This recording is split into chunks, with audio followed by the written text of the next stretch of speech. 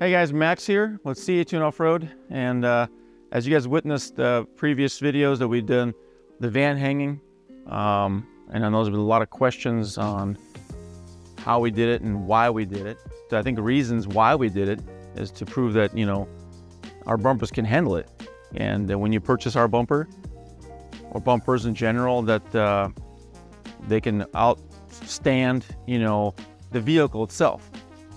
And I think that there was a lot of behind what we did to get to that point.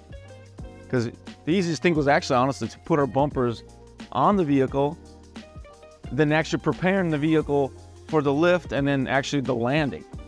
The landing part was actually more nerve-wracking because of the subframe in the back, or the unibody, I should say, is really weak on these vans. The front end is actually pretty strong, the rear's super weak. So we had to reinforce a lot of things in the back, and I'll show you what we had to do to make sure that the landing wasn't going to hurt the van.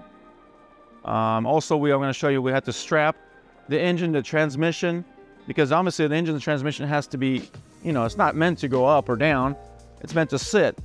So we had straps that would, you know, hold it down and make sure it doesn't slide off or rip off. We'll show you that too. I mean, we had to drain all the fluids out of the engines, transmission, transfer cases. One thing we did forget actually was the depth fluid. I mean, we had a little bit of that coming out at the end. But most importantly, it was such a good success. I mean, all the followers that are following us really appreciate it. And let's do a walk around. Let's do a walk around and show you what we had to do to get, you know, to lift the van and lower it down.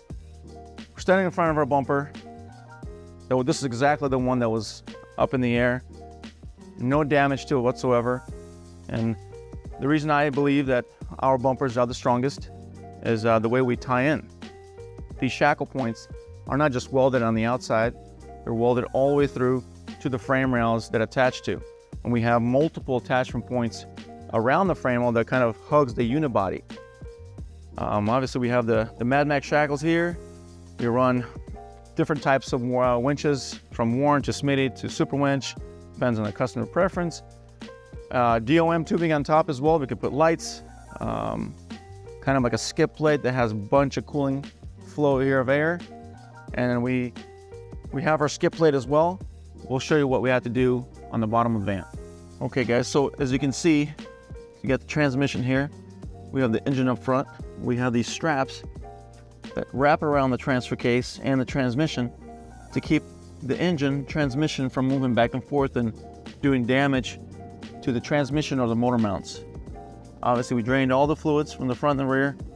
Transfer case, front transfer case as well. Yeah, these will be coming off soon. We'll re-drain everything, put it back together.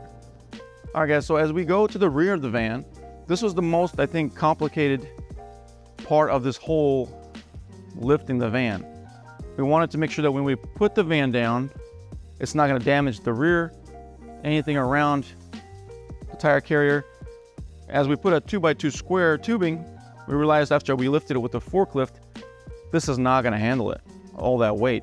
So we spent days reinforcing the actual chassis underneath to withhold the weight of the van, if that makes sense.